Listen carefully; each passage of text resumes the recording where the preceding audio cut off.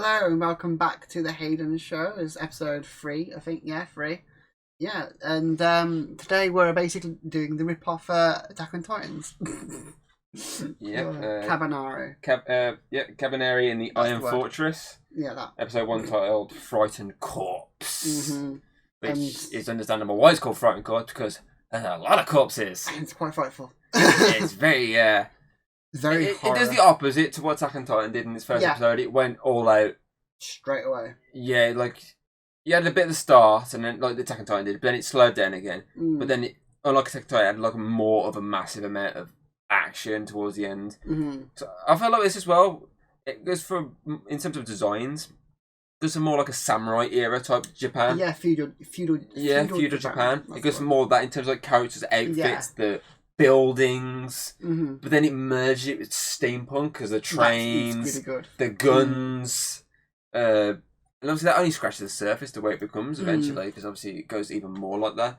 And it's like some weird like masturbating contraption, but you know, we'll look past that. Yeah, we're gonna talk about that. We'll ignore that. Yeah, it's definitely very like it's a mixed match of genres, but it's good. Like we call it the Attack on Titan rip-off because it's basically the same premise. Let's be honest. It's the last of humanity. There's like instead of titans, it's like zombie demons. Yeah. And the main character becomes the thing. It's got abilities because of it. Yeah. Yeah, and it's quite interesting the way, like at least in this episode, we see that happening. Yeah. Like we get a little hint, a taste of what's meant to come. Obviously, he gets bit. There's a weird like strangle wank thing. Yeah. And eventually he controls this. Yeah, it's like. Yeah, eventually has control. And obviously, as you say, episodes go along, it does do more. Cause it kind of hints at it with the other character, obviously the female character. Yeah. Because obviously, as you've seen this, obviously her eyes glow at one point, which obviously symbolises she's like powerful as well. Hence why she kills the one. Yeah, it sort of gives you a look ahead to what's going to happen. Like he's going to be like that, but male, and without bell boots that are just quite useful and useless at the same time. Yeah, useful because they got blades, because slice, but then useless because you can't sneak around because the bells go off, and if you hit any wood, which like the whole place is a wood, she's stuck. I mean, she was stuck. Stuck in a very stretchy position. Yeah, a little bit. Yeah. Definitely. I mean, obviously that character's a very lolly kind of idea of it's supposed to look young. But I'm guessing. Not that young. No, I don't think she is. If I'm correct. It's been a while since I watched this show. It's been a while. Like probably 2-3 years. Maybe even longer. Yeah, definitely. It's quite fun. It's quite dark. Hayden just destroying everything in my room. Continue. Yeah, it's quite dark. It's gritty as well. Like gritty. Most of the ones we've seen so far are gritty. Anime for. I mean, we've gone for the horrors. There's probably there's only 2 on here that aren't really gritty. Yeah. Well, I mean, free to push on gritty. Yeah. The rest are kind of more horror-esque. Like we were getting the DC ones out first. Yeah. Anime for me is best when it's all just horror. It just works because it can go over the top as fuck. It's like either horror or the superhero ones. Yeah. With some kind of anything that's got a character where they get some kind of cool power. That's quite interesting. Yeah, I mean, most animes people get powers, don't they, at some point? Even when it's like, when you're watching something, it's like this you can look at and you're like, okay, you don't really need the powers, it can just be like a war sort of against these creatures. But obviously the powers snuck in. There's something we were covered at one point, which is like a murder mystery, and yet there's a character that's like really super powered, like with wings and stuff, and like, it's fucking... Anime always tries to sneak in fucking like some sort of power. Cool premise. Yeah, to like just to up the ante a bit more, give it something a bit more of a oomph, if you get my drift.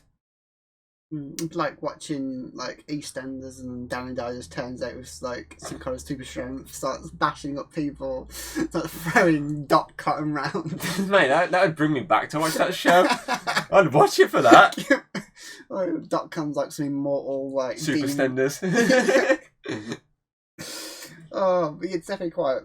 It's good. It's got the hook as well, because like well, obviously the whole idea of everyone thinks it's a curse, but the main character thinks it's a virus, and you want to know which one's right, and like how he could control it, and no others can, and why is the girl different, and you want to know all this kind of stuff.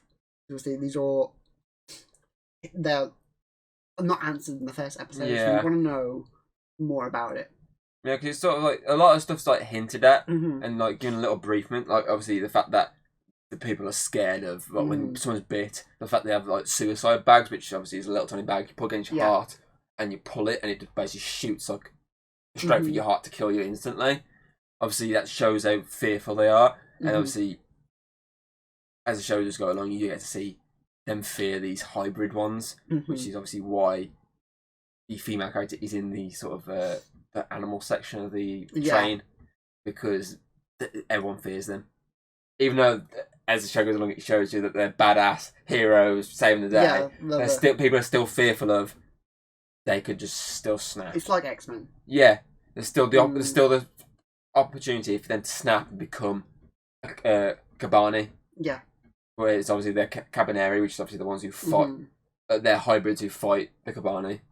But obviously, it briefly shows you the train part of this, but it doesn't fully delve into the fact that humanity, as the show goes on, gets to live on this train and basically defend this train, going station to station, fighting everything within the stations that are coming through. Because it does hint at when the train at the start, these the soldiers, and it's like, okay, we're passing through a infected station. It gives you the hint that there are these areas that they have to go through, and obviously, as the show goes along, they're actually having to deal with these threats more and more up until the film, which is on Netflix, I believe. But yeah, it just gives you the little hints. But unlike Attack on Titan, it goes through it a lot more, I find. Like, I think Attack on Titan episodes better as a build-up, like little hints build-up, whereas this is better as just like thrusting you straight in. This is what you need. There's only a bit more you need to know as the show goes along. This is your premise. So is it just one series in the film? At the moment, yes. I don't think they've even bothered talking about it anymore. So you kind of need to get like everything sort of. So, I mean, it's quickly in 12 episodes plus a film. Yeah, it's definitely it's a simple story, really, but it's still interesting to watch, and I definitely want to see more. It's also interesting to hear voices and go, it's someone else. Like Ash Ketchum's mom, who's also the voice of Ash Ketchum, and May. It's interesting to hear that character like.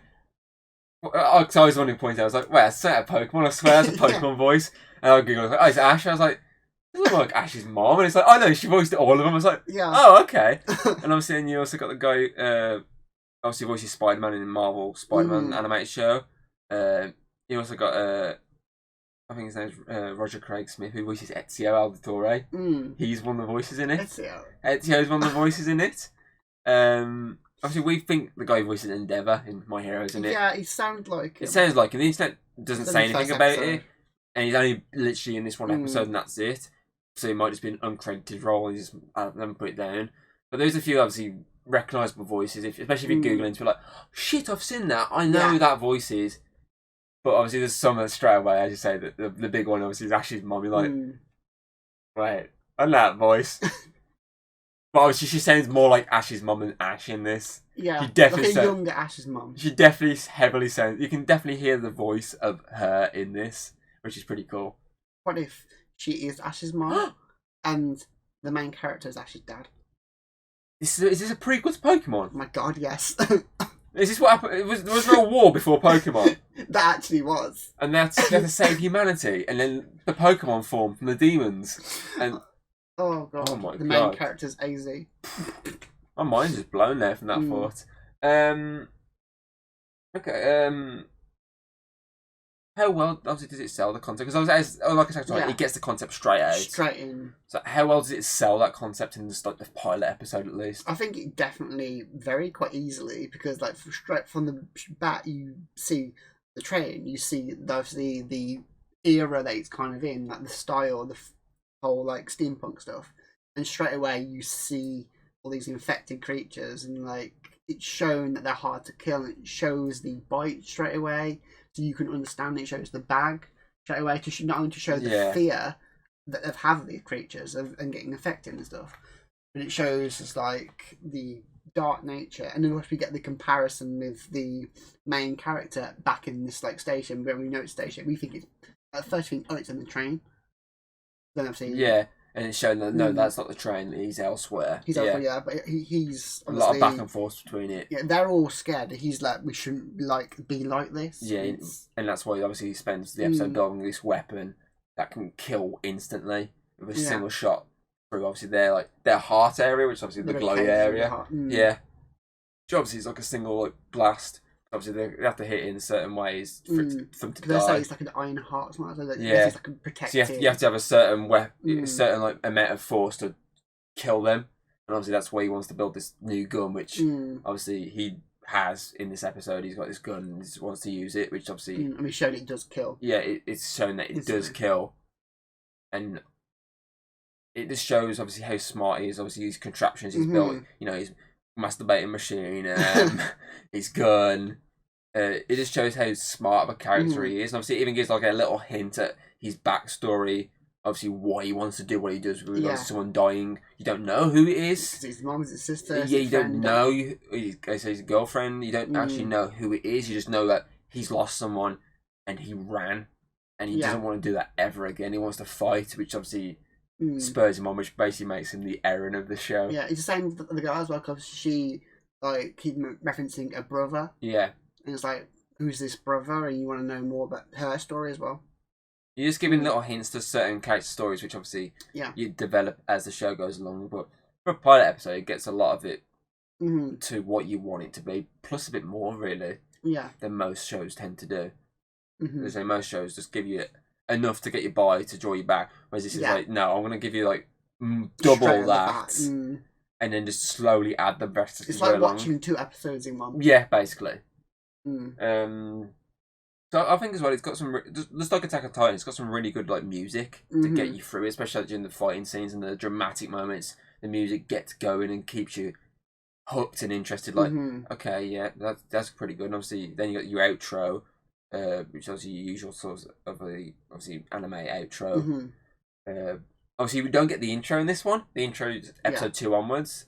You saw the start of it, but I turned it off before it did, which obviously is like, if you remember correctly, the start, the actual intro is just like, are you Kabaneri or are you Kabani? No, he's like, are you human or Kabani? He's like, neither, I'm a Kabaneri. And then obviously it's like, but it gives you enough. Plus it also showcases the trains more in the outro. And it also showcases the character, especially obviously with the bells for the boots, obviously when she's got the big gun and she's got obviously these other gears all over her. It shows you obviously what they're going to slowly become, which again, like Attack on Titan's obviously outro, it shows you what they're going to be more like as the show goes along to where they're at now.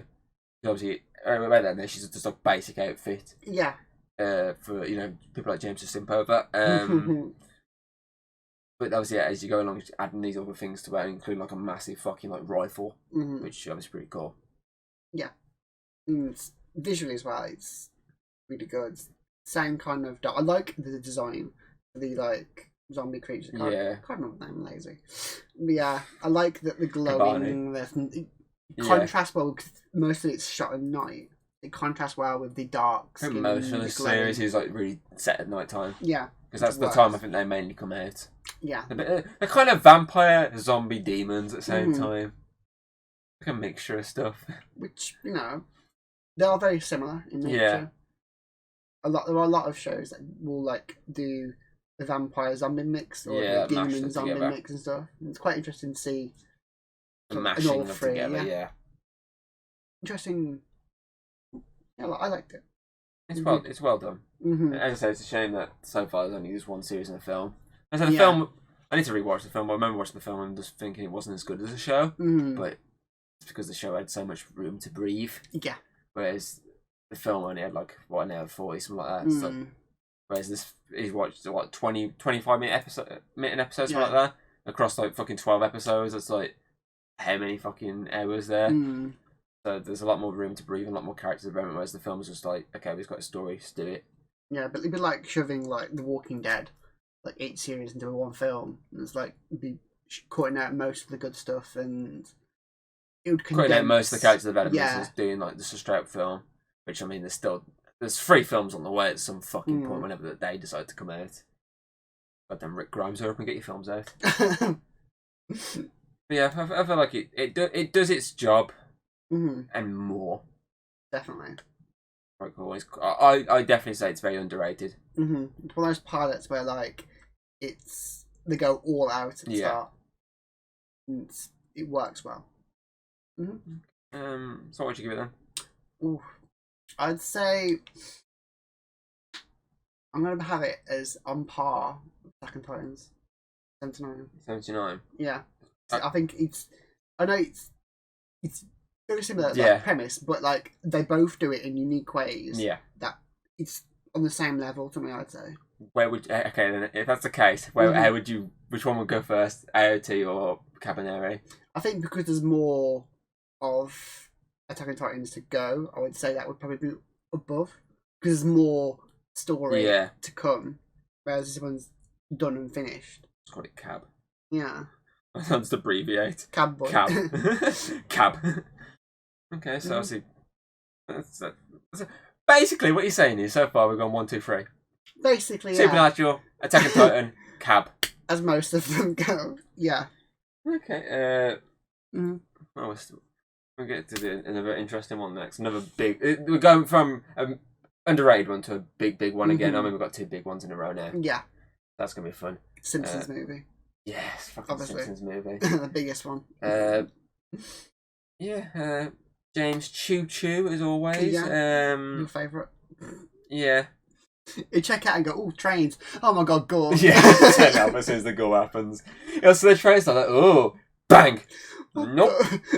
He'll rewind, just pause it on the train. Like, he's like, that's me done. I can't jack off to this. Where's that train senpai shit, whatever it was called? Oh, what I showed him. What was the one you're on about? The one you said he was watching like 150 odd episodes. Weird. So next time we've got a big one to cover. And we're very close to halfway through series 2. Very close. Yeah. And it's so slowly, there's no change in the rankings. It's so just far, yeah.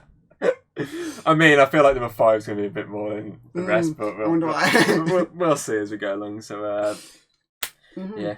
So we'll do that next time. Choo choo. Choo choo. If you like what you've seen, don't be afraid to throw us a little like and subscribe. That's always very appreciated over here.